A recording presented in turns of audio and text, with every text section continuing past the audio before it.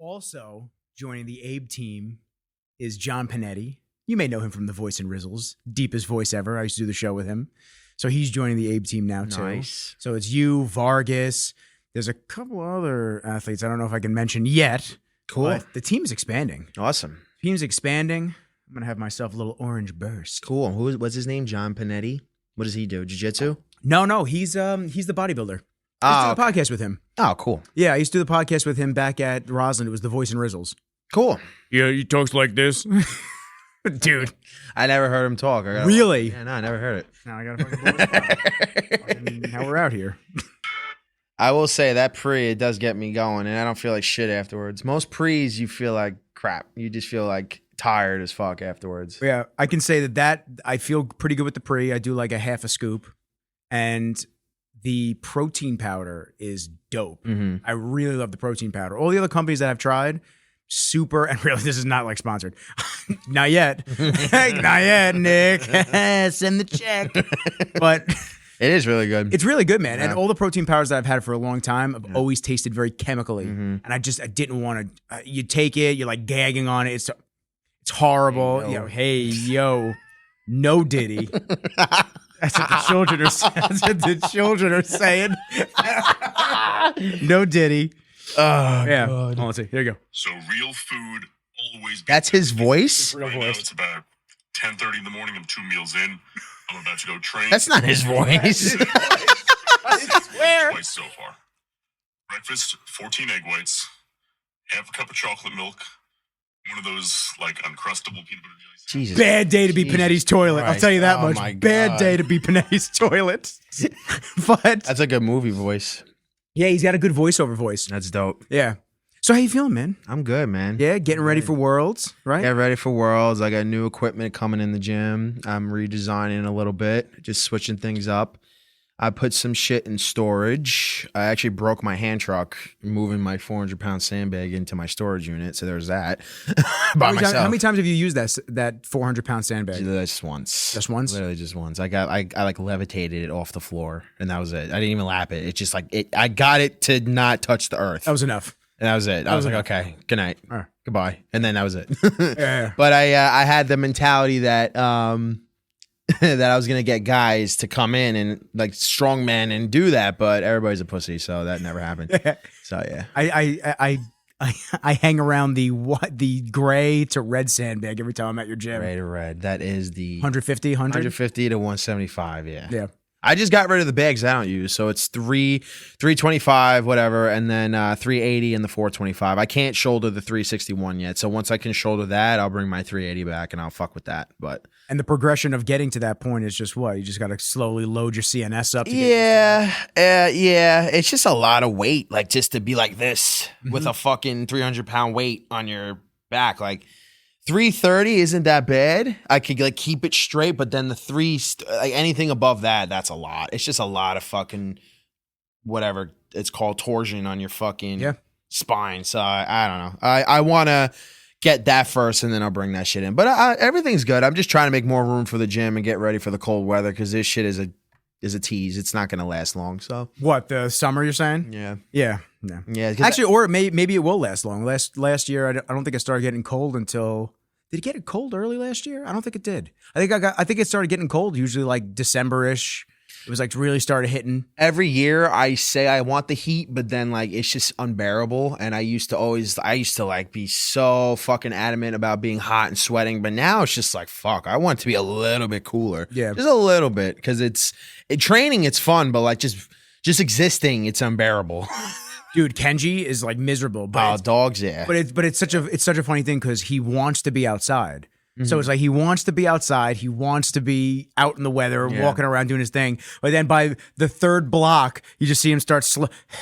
It's a lot. Seeing him slow down, I'm like, all right, let's go home. And then because he sees him going home, he Yeah. starts like really slowing down because he doesn't want to go back home. I'm like, bro, you can't fucking breathe. Go, let's go. And training, like I sweat like a fucking whatever. I sweat just like a sprinkler. So like my hands, I can't literally if I try to snatch like a heavier bell above 100 pounds, then like my hands are gonna rip. So I gotta taper it a little bit. Yeah, I know. Yeah, Pussy boy hands. my fucking hands are like cement. Dude, it kills me because then it fucks up the rest of not only that day, but it fucks up the rest of until it's healed up. Yeah, you gotta get the Calicure. Not sponsored, but not sponsored. Calicure, send the check. Send the check. They're really good and they help me with my calluses. I've just been lazy and I haven't been sanding mine down. And by sanding them down, you're not gonna rip them then. No, because it's not as raw, I guess. It's not as thick. Yeah, so it shaves down because it's always gonna be there. And whenever I go to the nail salon and they take like razors and they fucking take off the dead skin. Bullshit. They take off the dead skin and it's illegal apparently. I didn't know that you can't technically you can't take a razor and like razor it off. Like I don't know. Apparently it's illegal. You can't do that in hair salons, but like some of them like yours does it. Yeah, I'm not gonna. I gotta get Tom's. I'm not gonna say where, but shout out. So shout out to them. So they take the razor and they just take all the dead skin off and then they sand it down with the machine and then that's it. Yeah, I need some of that because it's horrific. And then I'm fucked up for the rest of the week until the skin starts healing. Bro, that day after I ripped it at your place, I went home. First off, I slept for like 2.5 hours. I was so tired. I slept, but I kept waking up and my hand was soaked from like everything coming out of that. I was like, oh, that's not good. So I wrapped a towel around. It was like plasma and shit. I'm like, oh God, what is going on? Moist. Yeah, very. Almost too moist. Tone it down, wet. Dry up a little bit. Give me some of that 20 grit. I started the gym and these two right here in the middle of my hands, I had holes in my fucking hands. I had 2 of them and I still trained. What's giving you holes in the middle of your hands? Probably the kettlebells. Like the way I grip it is that I whenever I do bells, like to save like my calluses here, I go down like this. I kind of. So you do like a C clamp almost. Yeah, kind of as I come down, but I do like sports style. So sports style is like you come down, you rotate your hand like this. Hard styles where you just kind of throw the bell away from you. I don't like doing that. So you start to rotate, you come down, you hinge right down and up. And then as I come down, I switch at the bottom. I do like a C clamp type of grip. So that's probably why. But I'm also gripping it so tight that like if I let go or if I don't grip it the right way, it slips out of my hand or it'll kind of damage my hand in a certain way. So there's like certain grips that I like to do. I gotta start gripping it harder. Yeah. I definitely give some slack. I think because I'm giving it too much slack, it's moving around in my hands too much and just pushing the skin. You gotta know when to explode and when to catch it at the top. Like if you're doing a heavy snatch, you have to let go of it because if you don't, then it turns into kind of like a bottoms up. So if I'm doing a heavy snatch and I'm up here, if you want to do like a snatch bottoms up, that's cool, but you have to let go and punch and grab at the same time. You just have to know when to do that movement. And there's a lot of kettlebell coaches, a lot of ways to teach it. I always teach it like when you're starting lighter, you start to come up and you let go and you imagine like you're trying to spear the ceiling with your fingers and then you catch. Little Aquaman. Little Aquaman, exactly. Like fucking Triton, whatever. Little Trident. There you go. Yeah, you got it. And you grab it at the top. So you come up, roll back, spear, grab. And then when you get heavier, you'll be able to kind of time it at the right sense and being able to go up. Yeah. The wrist movements, everything. I mean, I've seen some horrific kettlebell swings, not at your place, but in general, I've seen throughout like internet and it is crazy how many front raises you see. It's just like the best workout tool you could ever have. So that's why, and that's actually why I find it amazing. It's like so many people don't use them or utilize them for what they are. Yeah. They consider it like a bitch tool or something that's like, oh, what, really? Like, no, I'd rather just go bench or deadlift or do that like that. It's like you have no idea how this actual piece of equipment can transform not only your physique, your training style, but just it'll compound into every other daily life and activities too. You could do mobility, strength, cardio, movement. Like it's very convenient because realistically, like, you only need one bell. You don't need, like, if you're a dude and you're looking to get strong, buy a single 88-pound kettlebell or 100. If you're a girl and you want to get strong, buy a 50-pounder. And you could bring that to places. You could bring it to the beach. You could do it at home. And it's just so convenient to have. Like, you don't have to be fucking nuts and like me and just buy every single one on the planet. Well, right? you made me want doubles of the ones that I have already, which I obviously they're at my Double, mom's yeah, house. doubles are fun. I like doubles, but do I like doubles better than singles? Yeah, I like doubles. Yeah, doubles you is just do. You fun. fucking do the constant cleans up. Well, I'm saying which one do I like better, the doubles or the single bells? I like doubles. Doubles are fun. But yeah, it should be mainstream, but that's for guys like me and you and everybody else to do it. To get it mainstream. I'm like sort of in that conversation. Yes, you are. So one thing I did want to say on the topic of kettlebells, which they help out a lot of, obviously, is grip strength. Now, for those that don't know, one of the factors of longevity and just aging and how to just stay strong as you age and get older is grip strength. Mm-hmm. So kettlebells being one of the best ways to work your grip and your grip strength. Research suggests that grip strength is a reliable indicator of health and longevity. Grip strength is a fundamental part of physical fitness and can be a biomarker of aging. Studies have shown that people with weaker grip strength tend to age faster and have higher risk of chronic diseases and shorter life expectancy. For example, one study found that men with the weakest grip strength in their late teens were 20% more likely to die by their mid-50s than those with moderate to strong grips. Oh, Lord. Oh, you're going to live forever. Dude, you're gonna live forever, bro. Shit, I hope so. Yeah, dude, it is crazy. So you start to think about all those things, and yeah, I've always been the asshole that takes every grocery into the house on one trip, no matter what it takes. I'm not going back again. My mom always made fun of me. I'm like, dude, I'm not doing 2 trips. We got steep ass stairs. I'm only gonna be huffing and puffing once. And I will lose a finger before I let those groceries beat me up those I'll break stairs. my back before I do. I do not care. I will be a burden to the family and have crippling diseases and what is it called when you start degenerative diseases? Disc disease, whatever. Yeah, whatever the fuck it Degenerative is. finger disease, whatever. Everything. I will let everything die on me before I let those groceries beat me up the stairs. And grip strength is actually a way to tell if you're overtrained. So Elliot Hulse was talking about that when he was doing strength camp, I think it was, years ago. I used to watch his videos a lot, and he was talking about CNS fatigue and how to tell it. So I forgot what weight it was, but I think like 50% of your max deadlift, or maybe like a little bit below that.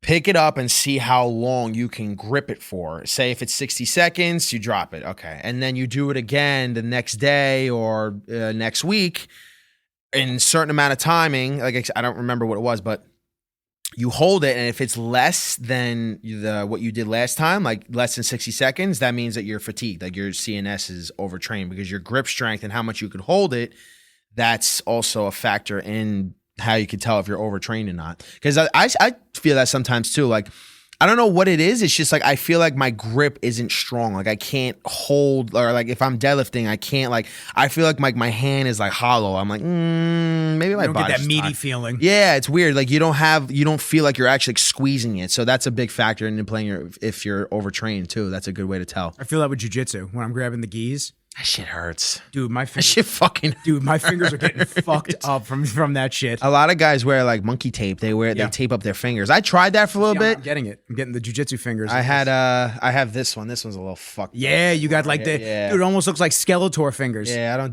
do it anymore. But like my shit is. Oh, it's gonna fucking- come back. You're yeah. coming back. And then I I'm out of retirement. I mean, I am meeting up with my old coach tomorrow. Shout out Weiss, Sucker Free Jiu-Jitsu. So excited. He was my coach for 5 years. 5 years, yeah. I got my purple belt from him. COVID happened. Everything went to shit. Shouts to COVID. Thanks for everything. Yeah, piece of shit. Cocksuckers. And I fucked my knee up. I popped my knee, and some guy had me. I had some guy in a single leg, and I forgot the transition, but I like fucking rotated, internally rotated my knee, and I was limping. I was like, ah, fuck. And then also everything happened with me becoming a trainer full time. So I was like, all right, let me take a hiatus from it. But we'll see how that conversation goes. I'm excited, except for when I have to roll with him. I'm excited for everything but that. Yeah, I definitely miss the martial arts aspect, and I feel like it helped instill that fighter's mentality. And it's not just like in training in the mat room, it's also in just training in general, like with weightlifting. Like you got to fight to even get through training sometimes, especially with sandbag training, right? You have to fight to get a heavy bag to your shoulder. And then as the rounds go on, you get tired, that fight or flight mentality kicks in. So jiu-jitsu and Muay Thai and all that stuff, that instilled in me what I do today in the mentality. So I do miss it. I do. But like we were talking about, it's like, getting injured and, just making sure you don't get hurt.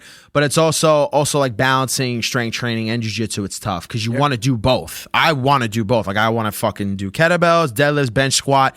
But then doing jiu-jitsu at the same time, that's where I would really have to like sit down and write down a list on my computer. Okay, I'm going to do jiu-jitsu this day. I'm going to do pushing legs Tuesday and another jiu-jitsu, whatever. Like that's something you have to really delegate and take care of. Yeah.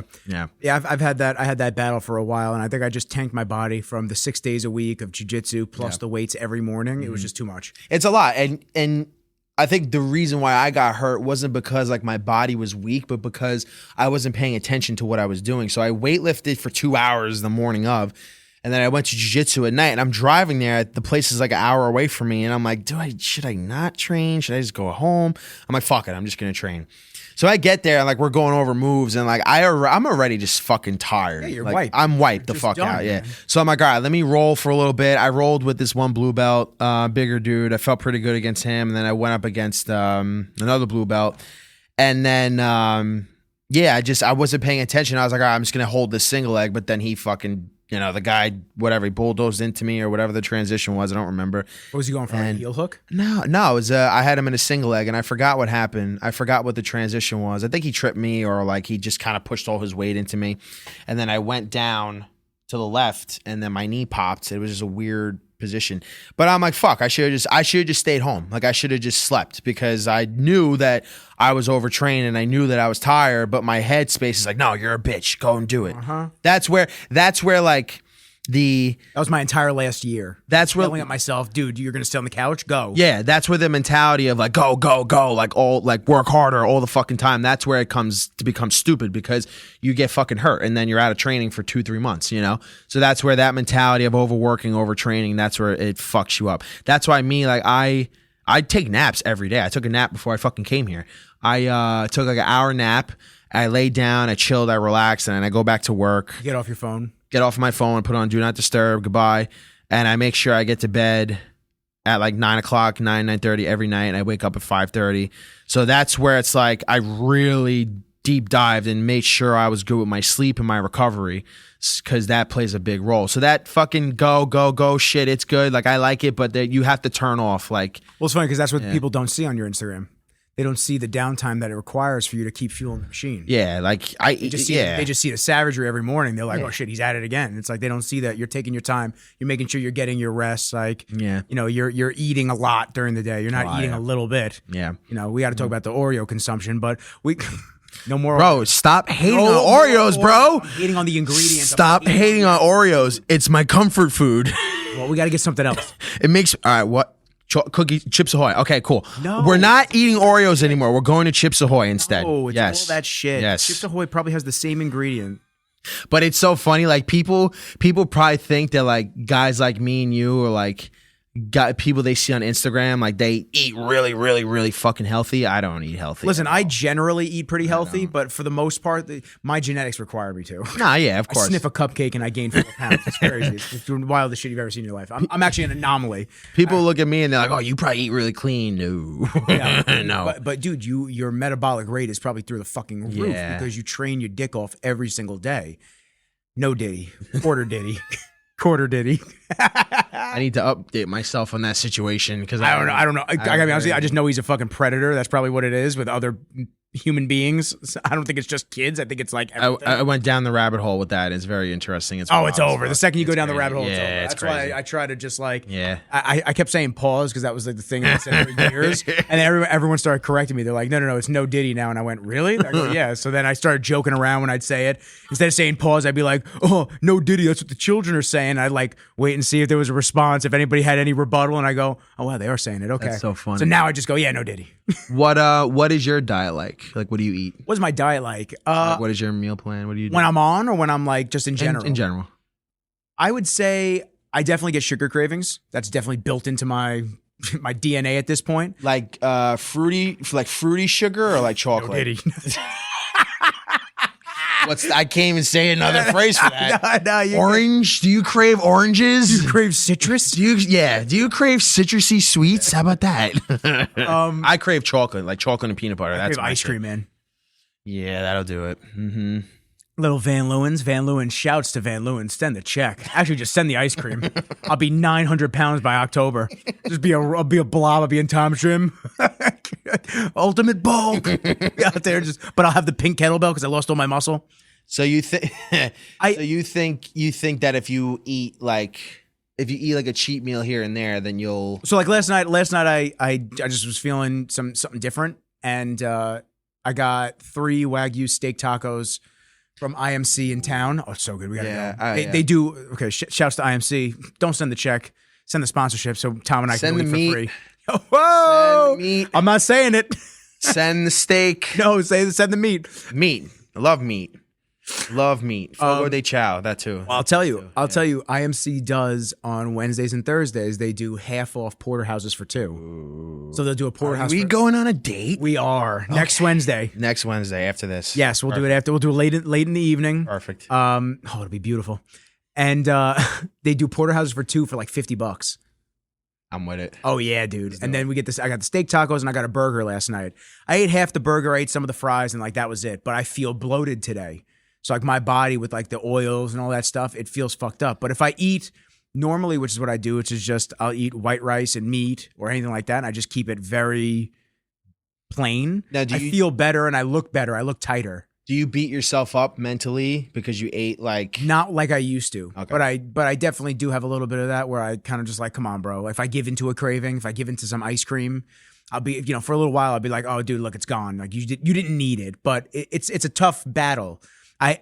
Coming from being so heavy when I was younger and then losing a lot of the weight, getting into fitness, and then enjoying training and having a good relationship with food before I started competing in bodybuilding, I should have kept it there. Now, who's to say that my life wouldn't have lined up the way it has, since competing? Because let's be honest, everything that we do experience-wise brings us to the point that we're at currently where we're sitting across from each other talking. So if I didn't compete, who's to say that I wouldn't be here today? So you have to take all these experiences and just kind of learn and grow from them. But I had a much better relationship with food before I competed, where I was training really hard and I was able to have flexibility, not go off the rails, not blow out my physique, this and that. But then after the show, just that mentality of having to be super, super lean all the time, watching yourself gain weight. What foods can I have? I got to stick to the plan. I was under the impression that I could just do an hour on the stairs every day, along with my training, and eat plain fish and tilapia every single day. And I was like, yo, I could do this forever. Like, and that goes to show that like people who want to look like a certain way, they want 6-pack abs if you're a guy, like it's really not sustainable and it's really not that fucking great to do because I trained bodybuilding. I never did a show, but like I would do that too, do fucking 45 minutes on the stairs and then weightlift for 2 fucking hours. And I'm just like, fuck, this sucks. Dude, I was doing 120 steps a minute. Yeah, that sucks. Dude, I was cooking on the stairs. And like, it's very interesting because I look at bodybuilding as a very unhealthy lifestyle, like very unhealthy. And some people will hate me for it because I got into a conversation with somebody about it when I was saying stuff about bodybuilding training, how it's easy and how it's just not, it's just not the shits when it comes to fitness because that's like, I feel like that's like the main portion, like that's being showed in regular commercial gyms. And he got like offended because, he was a bodybuilder. But then I was saying to him, I was like, bro, like you got to understand that you're on drugs. Most bodybuilders are on drugs, right? You can't get a physique like that and be natural. I'm sorry. I don't care what anybody says. Maybe if like not that huge, but maybe like ripped and lean. Yeah. If you I looked great for a natural athlete. Yeah, exactly. You look phenomenal. But like a fucking drug induced athlete, no, there's no fucking way. But also, their heart rate, right? How their heart is, if they have hypertension, high blood pressure, what's going on internally. Because you take steroids and you have to take a bunch of other shit, like to balance out your hormones and all this crap, estrogen blockers, whatever the fuck. And then like you're training so much, you're probably not sleeping, because a lot of guys would wake up and they would get their meals in like 2, 3 o'clock in the morning, then go back to sleep. So you're fucking up your sleep pattern. So there's a lot of shit that happens with bodybuilding, and like I've come to a point where I realize that I like it. I like watching it. It's cool. Like I like the training style of it. It is very interesting, but it's really just probably the most unhealthy way of fitness, and I'm pretty adamant about that because of what it takes to get to that point. And everybody thinks that it's so glamorous or it's so amazing to be that lean and look like a Greek god, but it's really not. It sucks. Now, most of them are fucking miserable, and they're miseries to be around when they're, especially when they're ready for their shows. Yeah. Horrible, dude. And they're not strong. So that's one of the funny things that I've noticed as I've gotten into jiu-jitsu, as I've gotten into more functional fitness training with you, training at OG, doing all this different shit. It's like I've realized, whereas years ago I would look at bodybuilding as like the pinnacle of fitness and the pinnacle of how you should look or what you should attain for. And then you realize, wow, it's a beauty contest. That's what it is. It is. It's a giant beauty contest, because if you ask most of those guys to perform any type of functional movement or anything like that at their leanest state while they're stepping on stage, 99% of them can't. They're like the fighters the day of weigh-ins. They could barely stand up, some of these fucking guys. And, they're crabby. I've had low carb days and this and that. It's like, bro, you chose this shit. Even when I was a grump to be around, when I had low carb days or not enough food and this and that, it's like, if I could talk to my younger self, like all the bitching I did in and out, bro, dog, you chose that. You chose to do a show. No one else did. Don't take that out on anybody else. Don't be an asshole to mom. Don't be an asshole to grandma. And like, just don't be a dick. You chose to do a show. You chose to get super, super lean and compete and this and that. Either follow through or fucking don't, and stop bitching about it. Because at the end of the day, no one forced you to do this. No one put a gun to your head and said, yo, compete in this show in 23 weeks. And if you don't, like, it's over for you. No, bro. You decided you wanted to try to become a pro. You wanted to stay in the drug league as opposed to going to the natural league. These were all decisions that you, myself, made. So you have to stick with it or don't. Like we were talking about earlier today, like the topic of today was vulnerability. Competition is vulnerability. It is so fucking nerve-wracking. I hate competing. It takes the fun away from training. I hated competing in jiu-jitsu. I hate that I'm competing in Worlds in the 2 months, but that is what's pushing me to train harder and to get in that uncomfortable state. It's vulnerability, because I'm going to another fucking country with my dad. Shout out to Pops. Shout out to Papa the Jewels. Love him. And it's in a different fucking country. I don't know anybody there. It's just me and my dad. I don't know the culture. I don't know where the fuck I'm going. Apparently, people drive on different sides of the fucking road. Is that in Ireland? I think so. Yeah, I think it's in. I don't know if it is, but it might be. Apparently, that's fucking terrifying. Like my fucking brain is gonna be all miscombobulated. So, like, it takes the fun away from training, but it takes the fun away from training, but it makes me vulnerable, because that's what's going to make me better. I enjoy getting in those uncomfortable states because I know that's going to make me better. And being vulnerable, it's either going to make you or it's going to break you. Starting a fitness journey, starting a training session, if you're overweight, if you're overweight dude, if you're a skinny like girl, and it's intimidating to you, you're like, hand placement was crazy. Oh no. You're a skinny girl, okay? And you're getting into a state where you're becoming vulnerable in that sense, because you're starting something new and you're giving your trust into somebody to guide you right.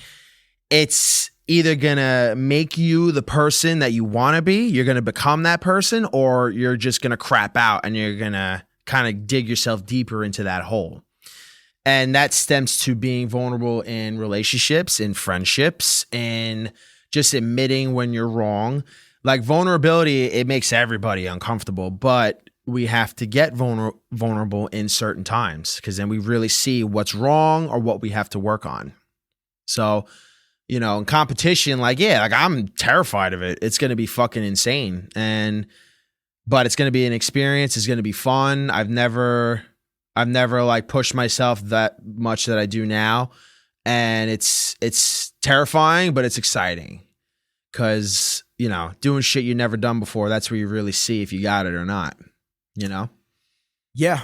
Yeah. 20, you know, my competition that I did was bodybuilding. So 23-week prep to get ready for a couple seconds on stage, standing naked, half naked in front of everybody. Thong. Yeah, man. Well, actually, I didn't do the thong. I did the board shorts, thankfully. What's the board short? Is that You just come out in board shorts, is that like fight is that shorts. Hoochie Daddy shorts? Yes, that's what I'm saying. Touch Hoochie Grass- Daddy. Touch Grass Co. Eric does kettlebell. Shout out to him. Send me some shorts. Those are dope. Yeah, Those are dope. Finest, We wore those at the one group. finest Hoochie Daddy shorts on the market. They are Hoochie Daddy shorts. They are. I got to get my quads a little leaner before I wear those. Otherwise, they're looking like ham hocks in the deli counter. Like, why does that dude have his fucking hams out? Son, get some lines in those legs. Did I wear them at the comp? Oh yeah, I did. did. I wore the black ones. I remember Yeah. I stared at the footage for like 9 hours. Dumping water on yourself. That was a fun day. That was good. That was good. It was fucking hot. It was hot. It was hot. I was hot. I wasn't even competing. And what I liked about that was like I don't do that type of training, but I still was like on it. I was still able to like control my breath, make sure I'm good. Like, cause there was like, Running at the end was bro, crazy. I was halfway through Watching that you shit. run was nuts. I was halfway through. I was like 15 minutes in, and I'm like, fuck, how much do I have left? And I'm like, I'm with Tyler. I'm just following him. I'm like, all right, I'm listening to Taylor, to Evan, to like what's going on. And I'm just like, I want this to be done. Yeah. But it was good because I kept up. Like I kept my pace. For me, not like doing that type of training, I felt really good. The running just sucks. Oh my God, it just fucking sucks. I know. And like I want to start running, like I was saying last time, but yeah, that day was fun. That was a cool way to test the endurance tank. That was good. I like that. Yeah, We got to run with Pooch. yeah, We got to run with Pooch. He Yeah, told me he was going to get a couple miles in with me, so I said, "All right, let's do it." cool. Yeah, Sure. What did we do yesterday? Yesterday we did landmines. We did like a slower pace day. I only did like 5 to 6 working sets. When I'm tired, like when my CNS is fatigued, we'll do the 3-4 round warm up, and then I'll end it. I'll start doing it in blocks. That's what I want to start doing, kind of going forward. Like one day have like a 3 to 4 round warm up, 5 to 6 round workout, and then one day do like a one time all around thing, like the ski, the bike, swings, and then start doing blocks. We did blocks yesterday, and this motherfucker ran 4 miles. I'm like, son of a bitch, I feel like such a pussy. He ran 4 miles. After. You ran with him? Fuck no. Fuck no. You're following him on the app? Fuck no. You're watching him run? No, he posts on his story all the time. What's It's up great. with him? It's awesome. What's up with him? Pooch is just like, he's such a good fucking dude. Like I love him because like he just gets it. Like he comes in, he doesn't complain, he doesn't say shit. I'll write down like a 10 round workout. I could put 20 rounds on there. He'll be like, okay. He's like, what? He literally said that to me today. He's like, what am I gonna say? I'm here. He's like, I'm not gonna say shit. I'm like, this is why I fuck with you, because he gets it. He has that drive. He has that tenacity, and it just clicks for him. But that's why he's a sick athlete. He's a sick runner, sick weightlifter. And those are the type of guys and people that I like to be around, because I have that mentality. Because he's right, what he said today. It's like, I'm here. Like, what am I going to fucking bitch and moan that like you put this 6 round deadlift workout on? No, we're just going to do it. It sucks, but I always say that it always seems bad till it's over. Yeah, when it's over, you feel great. It's always Great seems when it's bad over. when it's over, yeah. What did I say last Sunday when we came in? You wrote everything down. You go, all right, any questions? I go, happy to be here. Just happy to be here. What was Dewey? I love working out He's with awesome. Dewey. Dewey's great. Shout out to Dewey. Dewey is so funny because he gets it too. He's fucking almost 52 years old, but he moves like he's 25 years old. Yeah, no, he's killing it. And he's every time Dewey goes outside, he's just like this, Yeah. like dying. But then I look at him, he smiles. He's like, this is what it is. This is what I asked for. Yeah. Because they get it. That's that And new kid, too. I like that new kid. John, Yeah. I He was there Sunday. think John, yeah, he's a beast too. He's Yeah. been in for a week and a half now. He's killing it. But that's what I want, man. That, like guys like that, also women, but like guys like that, like they just fucking get it, bro. Like just understand what you're getting yourself into. Understand that yes, you're gonna be vulnerable. You're gonna get murdered. Like, and just know that it's going to be over. It's not going to be that bad. And that's why I consistently do it every day. And it's possible. If I could do the shit that I do every day, why can't anybody else? Why can't you do one day lifting and one day jiu-jitsu? Well, I would assume that they would think on, speaking to vulnerability, I would assume that they would think that it makes them weaker, not necessarily because they won't get better at it, because the current state that they're in doesn't equate to being not professional, but proficient in it. Like during training during training. Think about how many people, let's use jiu-jitsu as an example, because since I've started there, it's so prevalent. You see so many people start, but you see so many people drop out. It's insane the amount of people that I can't recognize in that white belt class versus 6 months ago. Jiu-jitsu is worse because you're getting fucked up. That's what I'm saying. Yeah, you're getting fucked up. Yeah. Like there's a guy that and when we speak to vulnerability, it's like you look at something like that and you go, well, you got to take the lumps, you got to learn from it, you got to get better from it. But how many people get their ass kicked 2-3 times and they go, fuck this, I'm not doing this anymore. Instead of going, I got to learn to get better so I don't get my ass kicked. You know what I did one day? This one guy just reminded me. I had him in mount, and I don't know. For those that don't know, Tom was sitting on this dude's chest. Yeah. And I took both of his hands and I went like this. To the mat, yeah. Oh, yeah, dude. Yeah, man. He looked at me. He got so pissed. Yeah. I think I let go of one hand and arm triangled him, but he was trying to like bridge. He was trying to get me up and try to get me over. I tapped him out and he goes, Tom. I'm like, what? He's like, I will never let you do that to me ever again. I go, why? He's like, because I was your bitch just now. I was like, yes, you were. It was over for you. Yeah, yes, you were. Take advantage of you, it was over. Yeah. But that's why jiu-jitsu is so much worse, because it's different when you can't lift a weight. Yeah. It's a lot different when you get fucked up. Yeah. When you get fucked up. So I had a kid who, and he's actually a nice kid. Like afterwards, I had a conversation with him. And I said, I hope you understand where I was coming from, because we had to like settle that right there. He's like, no, I get it, this and that. So this is when I was literally got promoted to get out of the white belt class. Mm-hmm. So the professor's using me as an example, this and that. And then he go, all right, pair up. So this kid, he just started maybe a week before. He goes, you want to partner up? And I said, sure. And you could just tell he's a little bit like edgy. He's like, just relax, bro. It's going to be okay. So we start out doing side control and I was on top. So I had to wedge my knee between his elbow on the side that I was leaning across. So I go to do it and he won't. We're drilling. This is the first rep. We're not rolling. We're drilling, bro. Yeah, bro. Drilling. You drop Goku. We're drilling, bro. Bro, so he would not let me get my knee into underneath his elbow. So I look at him and I go, yo, I got to get my knee in. Yeah, they think it's and live. He goes, so fucking do it. Oh. So those are fighting words. So I literally stood up, like I still had pressure on his stomach and his chest because I was across it. I just looked at him and I went, we gonna be okay? He goes, oh yeah. I go, no, you're not listening to me. I said, are we cool? Yeah. Let me know now before we continue down this path. Yeah, before you he goes, roll. Yeah. He goes like this. He literally just goes, I'm sorry. I go, that's better. I go, let me get my fucking knee in there. It's not that serious, bro. I love fighting. I love jiu-jitsu and everything because like it's fighting, bro. It's not church. Yeah. You're fighting. You're not fucking praying.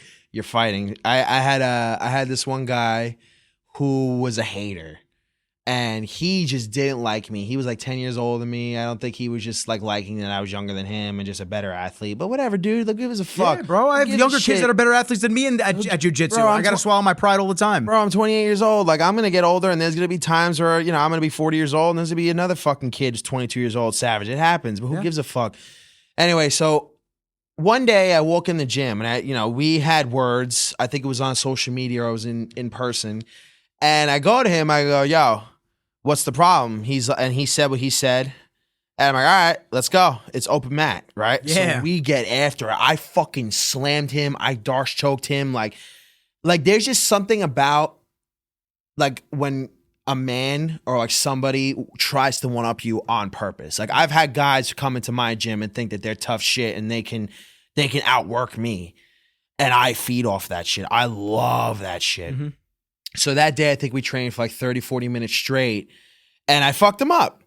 And I lift him up. I go, yo, are we good? He's like, yeah. I was like, all right. And that was it. It's fighting, bro. It's fucking fighting. Yeah. And that's where you get really vulnerable. And that's where men need to get vulnerable, need to get their ass kicked. I need to get my ass kicked at times because I thought I was some hot shot lifting weights, and then you get fucked up by another dude. It's like, oh wow, I really ain't shit. I really need to work on my shit, you know? And that's what I love about jiu-jitsu because like it instilled the mentality where it's training, bro. You know, it is what it is. Like, unless you're purposely being a dick, then yeah, you can smack somebody in the face. Like in jiu-jitsu, like if somebody's really being an asshole to you or just like doing shit on purpose, then that, to me, that gives you the right to be like, listen, I'm going to fucking smack you in your fucking face if you don't stop. It's fighting, dude. Yeah. Like I said, it's not church. It's fighting. You know, I do a knee on belly, but I do a knee on solar plex right in the middle of their chest. Oh yeah, my coach. And I bring their head Fuck up. you, Weiss. You used to do that shit to me all the time. That shit hurt. I bring their head up to my knee, and I go, all right, we can just sit. I can sit here all fucking day. I'm chilling, bro. This is how we're gonna be, dude. Weiss, he used to fucking beat the shit out of me, bro. I was never more impressed by somebody's fighting techniques or athleticism ever than him. Like, I don't know what it was, but he was just a technical scientist and just strong as fuck. And every single position that I was in, I thought that I had, he was like 3 steps ahead. Yep. And he was just very nimble, very strong, very technical. And I like that he knows when to turn on and when to turn it up and when to not to. When you talk to him, like if he's coaching, he's nice, like he'll teach everything as a coach should, but then when it's training, that switch flips. It's like, all right, now we're training, now we're getting after it. And that's what I like about good coaches, good athletes like that, because I'm the same way. When I'm teaching, when I'm showing people shit, okay, that's teaching. But then when I'm training, the mentality switches. It's like, I don't give a fuck if your back hurts. I don't give a fuck if your knee hurts. You know what this is. You know what's happening. If you know an alternative, do it. If you don't know an alternative, come up to me and I'll give it to you. But if not, leave me the fuck alone and just get your shit done. That's training. It's training, you know? And being vulnerable, going back to it, is just being able to be in those spots and to adapt to the stress, adapt to pain, adapt to your heart rate and everything happening all at once, and just taking a breath, being calm in the moment, and get through round by round. If you're doing King of the Hill and you're in the middle and you keep tapping guys or you keep sweeping guys, you got to be in a certain mentality to keep that fire going. And then if you get past or if you get too tired, okay, cool. You count your wins, you count your losses, and then you move on. Yeah. And especially in competition classes, do they do competition? Okay. So competition class in jiu-jitsu, it's just fucking straight matches for like an hour. Matches for like an hour, yeah. And toast. Yeah, and we went to Essential in Hartsdale. Shout out to JT. He's another one too. Brilliant fucking jiu-jitsu guy, one of the best in the world. And that was probably the hardest training I've ever done in my life, bro. Wrestling, guard retention, 10-minute rounds. I always said that I never want to take a round off, ever. So I last night I had to take one off because it was just so fucking hot in the geese, bro. Yeah, it's brutal. You're dying in there. Yeah, it sucks. I mean, and then so it's funny, my cousin who shouts to Dawson with the 3D printer. Yeah, that thing is. It's so. I'm still mind blown by that thing. I'm gonna put one on before you leave. I didn't want to put one on while we were talking because it's loud. Yeah, but I'll put one on before you leave. That thing is sick, man. That thing's mind blowing. It's so dope. You can make everything from it. Like that scraper on the side was 3D printed. Yeah, that's crazy. That little orange scraper. That's what you use to take shit off the plate. But anyway, my cousin Dawson and his friend Finn, they both go to Sarah's and they're in the white belt class. And Finn always likes to fuck around and make jokes and shit like that. Yes, I was drenched. I'm sitting around. He goes, "How come every time I look over here, you're sitting down, this and that?" I go, "Bro, you come over here." I'm a fucking asshole. I go, "You come over here and roll with 3 black belts back to back. Let me know how you fare, because I am done right now. They are beating the shit out of me for 5-minute rounds, bro. That's 15 minutes of rolling. I am so tired. My grips, everything. It was toast. So. It's tough, man. It's tough. It's tough for a lot of people to just shrink themselves. It's tough for a lot of people to just swallow that pride and be able to just accept that somebody tapped you or this and that. There are times where I go against people that I do not want them to tap me, but I just know I can't give 110% this roll because I'm tired. So I'll do my best. But listen, if they get me in a better position, I'll tap. Yeah. There's a kid, the younger kid. He's a wrestler. He's a good athlete. He's a nice kid too. He partners up with me a lot since he got promoted to the advanced class. And when we partner up, usually right after you do rounds with the person that you were partnered up with to drill with. And so I'll start very relaxed because if I really want to overpower him, I can. Like it's pretty, for a lot of people there, it's not that hard for me to do because I am stronger in a lot of ways because I do a lot of weight, strength training, but I don't want to rely on that. I want to be relaxed. I want to be nimble. I want to roll through when I can. Like I don't want to just rely on all of that raw strength. So he gets me. He sat up. Everybody always fucking puts me in like a seated position where I have to like hold my guard. So I don't know. They always stand up on. Yeah, that's exactly what I do. I sit there like this, and then when they touch me, motherfucker. Sometimes when they grab my gi collar, I just go, "Don't touch me, your fucking hands off me," just to fuck with them.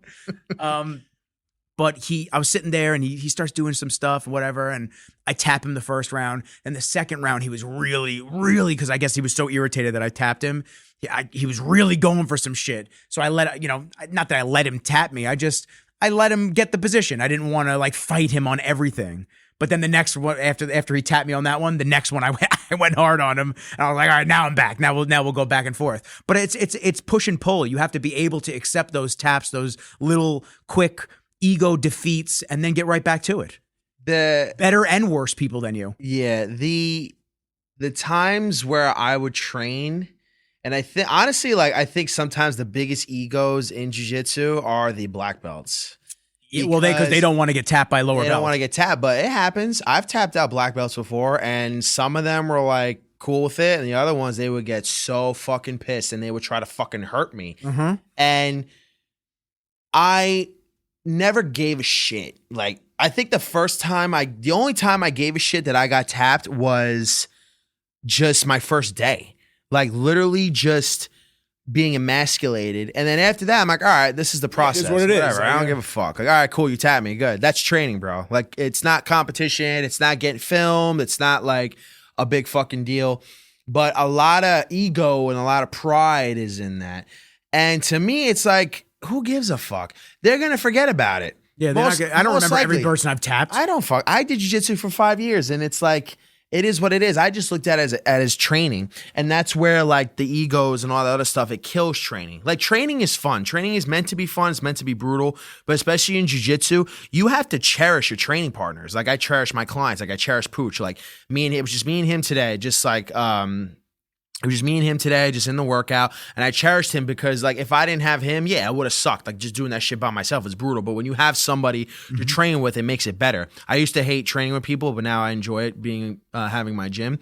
But in jiu-jitsu, yeah, it doesn't make sense for you to try to hurt your training partners. Like, if you got hurt, right, and if you have a blue belt training partner and he taps you and he hurts your fucking arm, that guy's out of a training partner. All right, cool. Now you got to go roll with another guy who's you don't know if you can trust. That you don't know you can trust, or you got to roll with the purple belt in class. He's going to fuck you up. So in general, in the gym, in martial arts, in jiu-jitsu, you got to cherish your fucking training partners. You got to cherish your brothers. I don't know if I talked about it last time, but I'm big into brotherhood. I love that. Like I love having guys that I can really work with and I can really push paces with, or even just talk about, or just have like uplifting conversations. Yeah, you need guys that you can count on. Yeah, guys that you can trust. And in training, you need that. Like having an ego and having pride is good, but like you're fucking up the whole fucking training cycle with that shit. Like just shut the fuck up and stop being a little bitch. Stop being a little girl. Just deal with it. You got tapped. Okay, you couldn't lift a weight. All right, you ripped your fucking hand. You did this. You did that. Whatever. Just enjoy the training cycle, because then you do something stupid, it fucks everybody else's fucking rhythm up. Yep. So you got to have good training partners. You got to take care of them.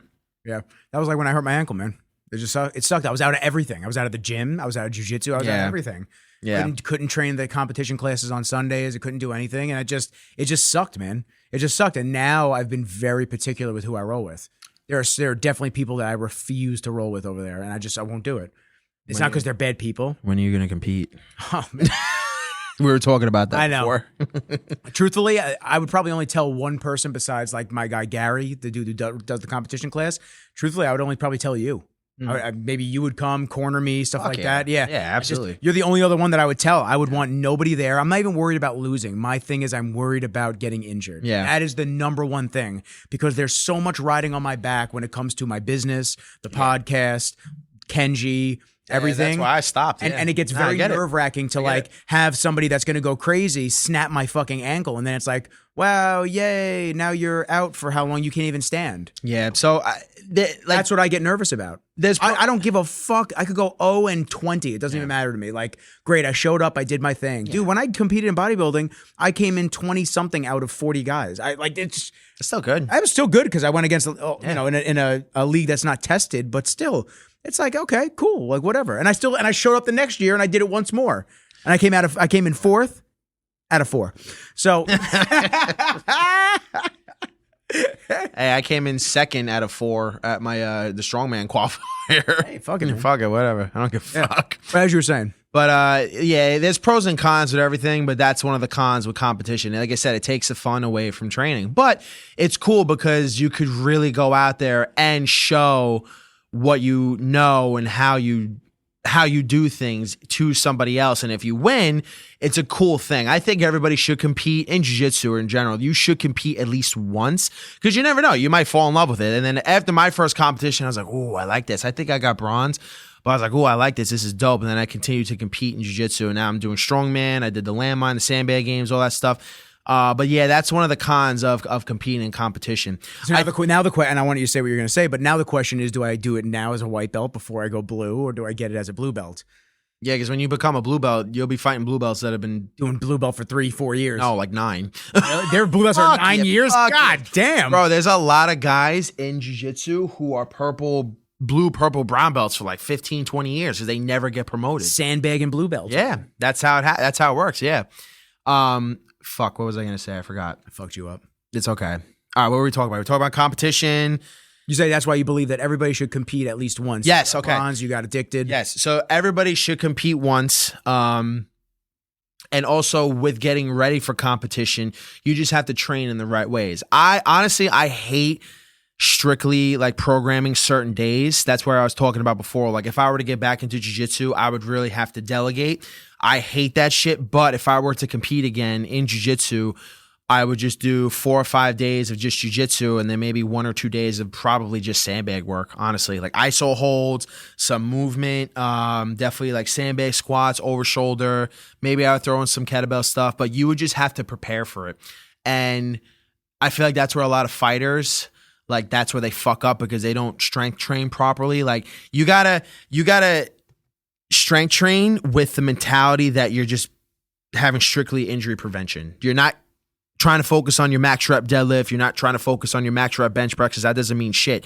You want to strength train, whether it's barbells, kettlebell, or sandbag, just literally to prevent injury. Because you could be in a vulnerable spot in competition because your nervous system, your heart rate goes up, comes back down, goes up, comes back down, because you could have hours and hours before your next match.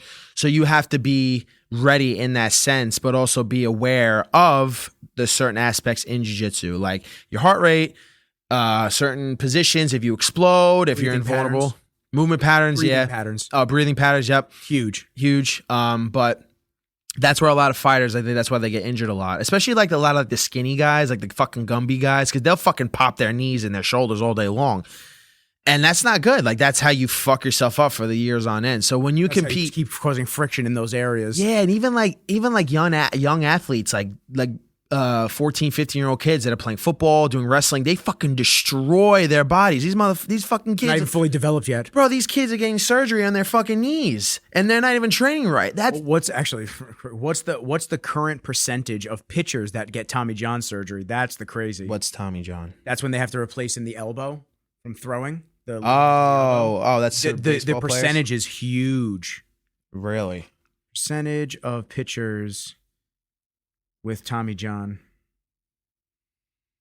So that's from like pitching? At the end of the 2023 season, 35.7% of all non-position pitchers had Tommy John surgery at some point in their lives. Jesus Christ. Almost 40% of pitchers. And they get that surgery when they're really young? Like you can have it at any point. It's whenever that thing gives out. And that's where like sports and conditioning, like in general, like high school kids or college athletes, it's like these people keep getting hurt.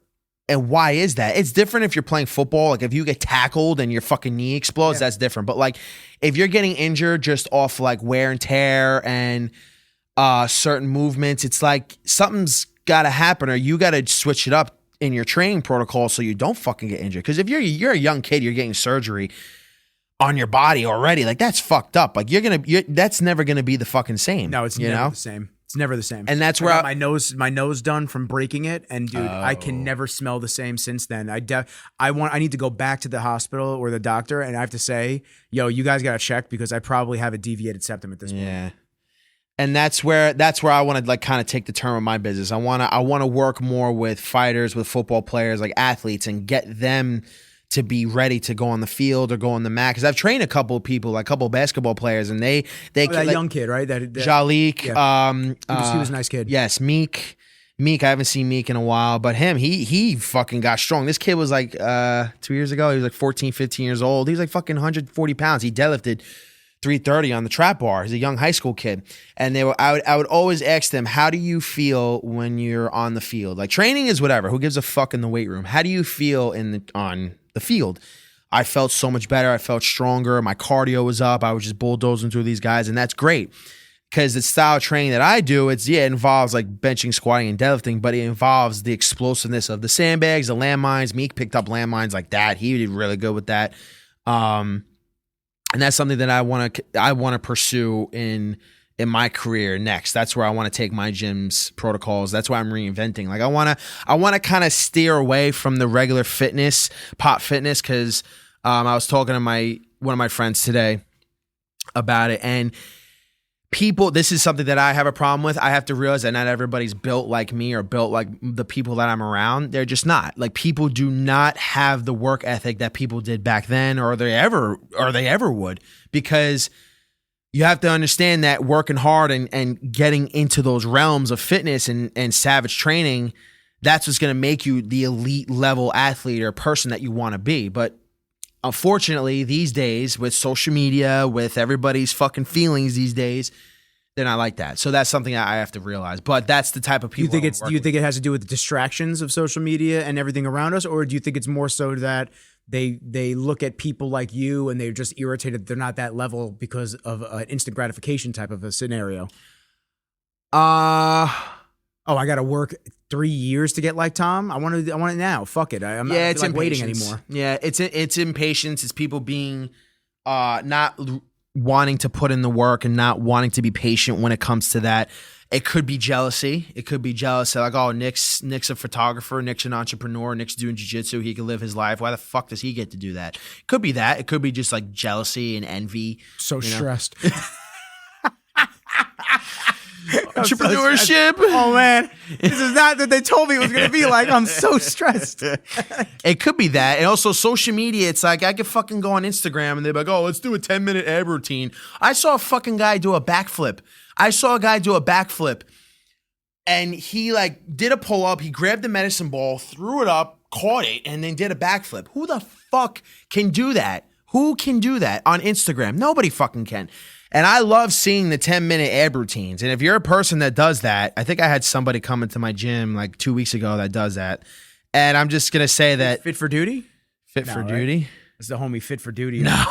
On And like Fit for Duty crew. This is my dude over here. Look, he just be extra. First of all, nobody can fucking do that. Like barely anybody can do that shit. Yeah, that's just now. Yo, like, my man does not skip ab day. Yeah. I mean, hey, listen, that's impressive, like with the muscle, but who the fuck can do that? Nobody can fucking do that. Oh, try this 10-minute ab routine. Nobody can fucking do that. My man is playing. I can't even fucking do that. It's impressive, but I can't do that. I guess. By the way, if I hear another Tommy Richmond song, I might just cut my wrists. You're the person that said that song was fire. Remember that? You put it in my car? Yeah, right before everybody started playing it on every fucking reel. I hate it. It was good when we played it. I hate it. It was good when we played it. Yeah, I the first time. Yeah. And now it's like the 900th time I've heard it, and I just don't want to hear it anymore. But everyone has to tag these songs. We're getting off topic, but it's okay. Everybody has to tag these fucking songs because they want to get noticed on the algorithm. Yeah. Fuck Tommy Richmond. Okay, I'm so tired of hearing his bullshit.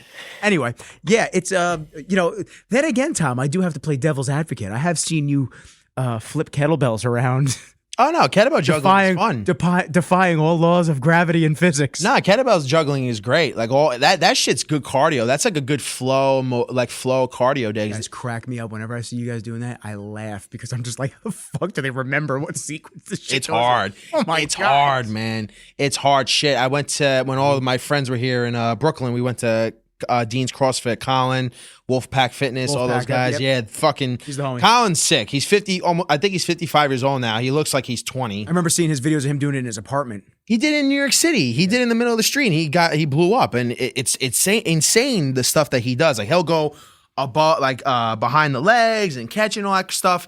There was a girl at Unique Fitness. Tyler and I were getting our cardio in, and she was flipping the kettlebells around, and I went, "Oh my God, Tom would love this." So we start laughing, and then Tim walks over and he goes, "Oh yeah, she's trained at Tom's before." I go, "Of course she has. She's flipping it over there." We could always tell when Tom has a thumbprint on somebody. That's great. Miss, why are you flipping that kettlebell like that? The Julie. Oh, okay. Strength Factory. Yeah, Strength Factory. The Jules. But kettlebell juggling is dope. Like that's that. Like I shitted on it. Like I shitted on flow and all that stuff. But like it's flashy, yeah. But when you actually do it, it is really good. But like, I don't know. It's just something about the 10-minute ab routines on fucking Instagram that really piss me off because they're not fucking doing that. Like Colin and all of them, they'll practice kettlebell juggling for 3-4 hours at a time. They actually really do it. How heavy are they going when they do it? I think the heaviest they really go is a 16 kilo, and that's 35 pounds. Okay. Yeah, like or like you could grab a 12 kilo a blue bell. I'm so nervous to drop that shit on my foot. Oh, it happens. Yeah.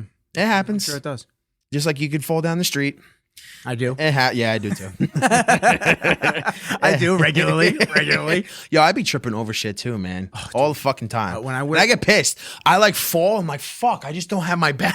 Yeah, what's wrong with me? Lift your legs. I get annoyed when I Lift your fucking legs, yo weirdo. When I walk Kenji, I trip over shit all the time. So I'm like watching him. I'm like trying not to be on my phone, but then I'm like looking at my phone, and then I just wind up like tripping. Then the poop bags are flying everywhere. It's a mess. It's a whole thing.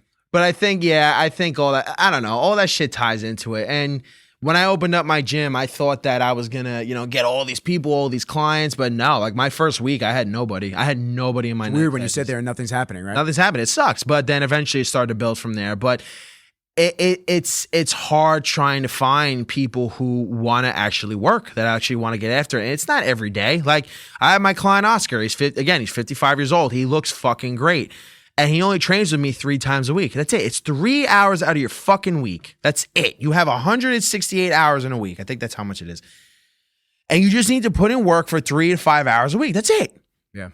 But it's very hard to find those people. And sometimes I feel bad because I can't relate to most regular people. Cause like I would be talking to them and like, I just don't relate to you. I'm sorry. It has nothing to do with you as a person. Maybe it's me being, I don't know, not conceited, but I don't think conceited. Judgy? No, like cocky. I wouldn't say like, oh, like I'm above these people, but it's just like I just don't relate to them. I just don't get it. Like that's okay. You're not supposed to relate to everybody. Yeah. I guess this world has made us think that everyone's supposed to get along with everybody and relate to everybody, and you don't have to. It's not. Yeah. So everyone's got their own flow, their own style, and you eventually wind up with people that you mesh with and that are cool and shit like that, and then you're good. And then it's all good vibes. But the second that you're with somebody that you don't mesh with, the vibes are off. You feel it. Yeah. We hit it off the second we met, like with similar vibes. Oh my God. It might be blush. How did we meet? I forgot. So we met because ironically, I had heard about you from Dylan Falix. Dylan Falix. Used to work with him at your mother's house. Oh, I love Dylan. He's so fucking funny. Love Dylan. He's like my little brother. Yeah, bro. I grew up with Dylan. He's the best. I'll tell you a story about Dylan, and people may laugh. People may call me an asshole for this, but I don't fucking care. Dylan and I lived in a development called Avalon Court over in Melville. Okay. Right by the Costco. When my mom and I moved out of West Hempstead, we moved there because we were waiting for our our condo to be built in Plainview. It's only supposed to be like 6 months. It wound up being 3 years for them to build everything. Yeah, shouts to the builders. So tax dollars, baby. Yeah, awesome. So I was only supposed to go to Dix Hill School District for 6 months, but I wound up going there for 3 years, and I made friends there. Oh, wow. And then I had to move again and go to Plainview. Long story short, Dylan was living in Avalon Court, and we were friends. I used to bully the shit out of Dylan. I used to bully shit out of him. Like, we're talking kick the scooter into the shins type of bullying, steal his Pokemon cards, and trade him shitty You cards. stole his fucking Pokemon cards? I gave him other cards. They were just shitty. You stole his fucking Pokemon cards? Sorry, Dylan. Fight me. Come get him. Come get him. So one day I told him, I said, I see him and my mom and I were packing up the house to move to Plainview. And I see him and he was like the annoying little brother. I loved him, but he was like, this little fucking annoying kid. And I see him and I go, he's like, hey man, what do you want to do today? You want to play that? I said, yeah, I'm moving. I said, my mom and I are moving. And he was just like, oh, me and my mom too. I was like, oh, never see you again. Peace. And I leave. Bro, he moved into the same development as my mom and I around the corner. Right. So I was like, what the fuck are you doing here? He goes, meant to be. What? That was it. We were just like, nice. Anybody fuck with Dylan in high school? I was like, no, that's my little brother. Don't fuck with Dylan. That's my boy. I used to waiter and bartend with him a couple years ago. Yeah. So he told me about you. And then ironically, when I shot with Bronson for muscular development, yes, I knew that you had trained with him before, that you guys were tight. And I was like, oh shit. I was like, I'm supposed to get some work in with you. And then I hit you up and I said, listen, I got the rain stuff going on. I'd love to do some filming with you. Cool. And then you said, yo, let's work out and this and that. And then that was it. Cool. Then I brought my two little special children with me. My two special children. Oh, God. Just a touch of the tism with both of them. It's okay. We all got it. God, it's all right. We've all gotten bit by it. It's okay. We all have it. Yeah. So that's where we started off, man. That's awesome. And now look at us, just hanging out, fucking talking jiu-jitsu. I got to get to you 3 times a week. I have to. Yeah. I'm telling you, man. Well, I did Sunday with you, and that's the last time we trained. So it's like. It's Thursday, Nick. What the fuck? You said twice a week. What? You said 3 times. I said twice a week. I said 3. It's crazy because I made a post about it. I said 2 to 3 times. It's still 3. In my head, that's 3. You know how when you're giving somebody a workout, it's like, all right, I want you to get at least 4 rounds in. Like 3 to 4. You're saying 3 times a week, I got to be at you. If I say 2 to 3, I mean 3. I really mean 3. All right, well, I'm fucking up. So I'm behind schedule for this week. So I guess I'm coming tomorrow morning. But I think it would be really good because it like you don't have to go crazy. You know what I mean? I mean, you want to work out with me, and so it's it's just fucking insane. But I'm a glutton for suffering. I feel that, and that's what I want. That's what I ask for is people like you who are a glutton for that type of stuff. Yeah, but I think it'll be really good for you. You'll see yourself increase your strength in certain senses and your gas tank, but also you'll be less injury prone. I think it'll help you in that sense because you're going to be in those like weird positions if you're doing the landmine. If you're doing the sandbag, if you're doing your grip strength with kettlebells, it'll be cool. Like see how it is in the next 3 months, and you can go from there. For me, I always tell people like if you're just what day should I go? I don't know what days you do what. So what day should I go? So to have a good training split with jiu-jitsu and strength training, you want to do one, like just one in one day. Like if you want to do jiu-jitsu twice in that day, okay, it's Monday. You want to do the drilling class, just throwing it like just examples. You want to do the drilling class in the morning. And then you want to do the rolling class at night, like regular classes at night. And then the next day you could just strength train. So you can come to me on Tuesday and that's it. You take the rest of the day off. And then Sunday you could do jiu-jitsu. You can kind of balance it out like that. But you could do like 2 or 3 days strength training, 3 or 4 days jiu-jitsu, or 3 to 4 days strength training, 2 to 3 days jiu-jitsu. But you don't ever want to focus too much on the strength training. You want to just do the jiu-jitsu because I always tell guys, I'm like that's what I mean. Like I love weightlifting and I love doing my thing now. If I were to get back into jiu-jitsu, I would just put all my focus in that and this would just be on the back burner. But this back burner is my business. That's how I make money. You know what I mean? So that's where it kind of strong man. I would have to really delegate and figure out what I want to do, business-wise. So that's why I really stopped jiu-jitsu in the first place too, because I just put all my time, my energy into training and into my gym. So, but what are we training tomorrow then? Because I'm going to come tomorrow. What do we do? Let's see. What did I do? Tomorrow morning is what, 7 a.m.? 8 a.m.? Tomorrow is 7. What did we do today? I'll probably bench tomorrow. We'll do bands. We'll do some West Side shit. We're going to bench. Cool. Yeah, that'll be cool. I'm down because my left shoulder is killing me. You're just always fucked up. I know. I know. Glass bones. We got to change that. But then it's funny because I have I'll be put in some weird positions and that ankle injury should have been way worse than it was. Dude, with the way that ankle snapped underneath me and I had no bruising, no nothing. And then 8.5, 9 weeks later, I was totally fine again. Nothing. I mean, that was crazy that it healed like that. Yeah. That's good though. Yeah, I recover pretty well to some extent, but I just have nagging little injuries, little weird things. Well, I will tell you this: if you really focus on getting everything strong rather than just like the bodybuilding splits, like when I stopped doing that, that's when I really stopped getting into pain. We could talk about this on the next episode, but really focus on getting strong in all senses and working out like that every day will get rid of all your pain. Mm-hmm. And people may disagree with me, but like everybody says, oh, Tom, you're going to get hurt working out like that every day. All right, cool. I got hurt and I continued to do what I did and I was fine in like a month because what'd you hurt? My lower back, my SI joint. I pulled 600 for 7. On the last rep, I like tilted this way and then bop. You felt the pop, right? Yeah, that shit hurt. Yeah. I couldn't walk after that. So how long were you out for? I was never out. Yeah, but how long were you the back pain for? A month. Yeah. But I kept training. And if I stopped, I felt worse laying down. Well, yeah, because you start getting stiff. Yeah, I felt worse laying down than actually like working out. And when I continued to work out and get treated, that's where I started to feel better. And that's what taught me. I was like, oh, so if I get hurt and I still train the muscle, as people think as stupid as it is, even though it's not, that actually got me stronger. And I PR'd my deadlift last year at 100 pounds. I deadlifted 700 on the trap bar, and movement is medicine, man. Yeah. And that's where like when people tell me, oh no, like you should rest, you should do all this crap. It's like, no, like if you can move and you have both your arms, both your legs, you get injured, you don't need surgery, you don't need anything like that, like you can still move, then you should fucking move. I still kept moving after the ankle. Yeah, and that's smart. I just couldn't run. I couldn't put pressure.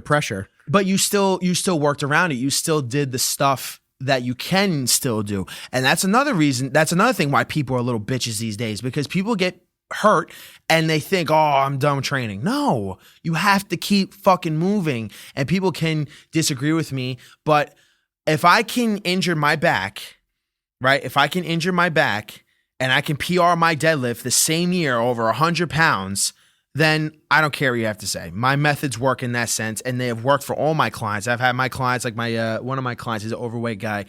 He had fucking knee pain just walking because all that weight was just like on top of him, and all that strain was on his joints. But then as he started strength training, not even losing the weight, as he started strength training, he noticed that he wasn't getting out of breath when he walked, and also his pain was away. He's like, I didn't realize that like strength training actually gets rid of your pain. I go, yeah, because your body is weak and it needs to adapt. It needs to get stronger. That's what I've been trying to tell my mom.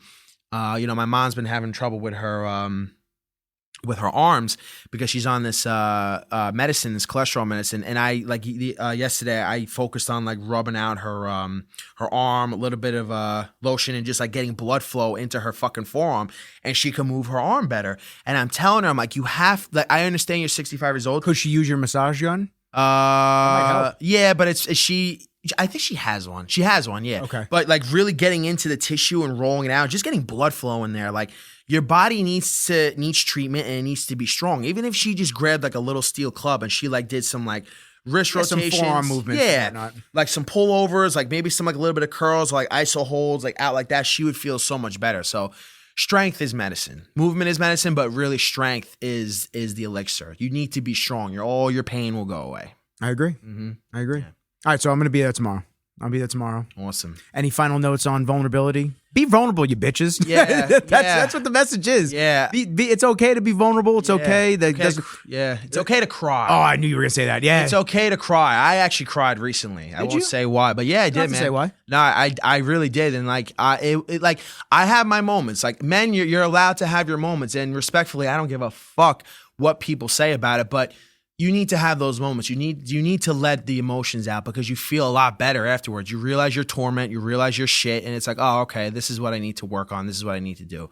So yeah, be vulnerable, man. Be vulnerable, dudes. Like, you don't need to be macho all the fucking time. I try to be, and even me, like, there are times where I crack under the pressure and I have my moments, and whatever, you just move on from it. You move forward. So be vulnerable. It's good for you. Yeah. Can't bottle that shit up. You bottle that shit up, you start going nuts. Yeah. Start going nuts, especially on the inside. Internally, your mind doesn't stop. You just feel like shit. Start doing drugs. Yeah, dude. I mean, whatever vice you can get your hands on. Mm-hmm. Some people it's drugs. Some people it's, alcohol. The emails, fucking. Be vulnerable. Be soft. It's okay. It's okay, but then be strong when you're training, and you have to protect other people. The sheepdog. Be the sheepdog. Sheepdog. Be the sheepdog. The black sheep. Yeah. Black sheep of the family. Yeah, they're different. That's me. Awesome. Give me a bag. Do it. No. Come on, do it. There you go. Clipping that. Anyway, I appreciate y'all for hanging out with us. Another episode of Becoming Men Again. We're all over the place. I love it, but we have a lot to talk about, and we don't want to like have them be 4 or 5 hour episodes. We want to just keep it concise. Enjoy the little things that we're giving you. This is an hour and 15, so not really that little, but it's good enough. And follow Tom, follow the gym, follow Rizology, subscribe to the YouTube channel. We're going to be shooting a mini doc for Tom, getting ready for Natural World's Strongest Man coming next week. We're going to start filming. First episode will probably, I think I'll do a Friday release. Cool. So we can film earlier in the week. Gives me the week to edit, get everything together, whoever the sponsor is going to be, if there are any. And then we'll put the video out. Perfect. Do all that. And then we'll just get that raw realness that you always provide. Rolling into World's Strongest Man. Terrifying. Natural World. Terrifying. Natural, yes. I don't do drugs. I don't do roids. Imagine if you fucking did. God damn. Oh, if I did, you're all fucked. God. Every one of you are fucked. God damn. And he's pointing at you guys, but he is looking at me. I can feel his gaze touch my soul. You're already fucked because you're coming tomorrow. I know. It's going to be awesome. It's going to be great. So on that note, I appreciate all y'all for fucking with us. But for now, peace. Peace.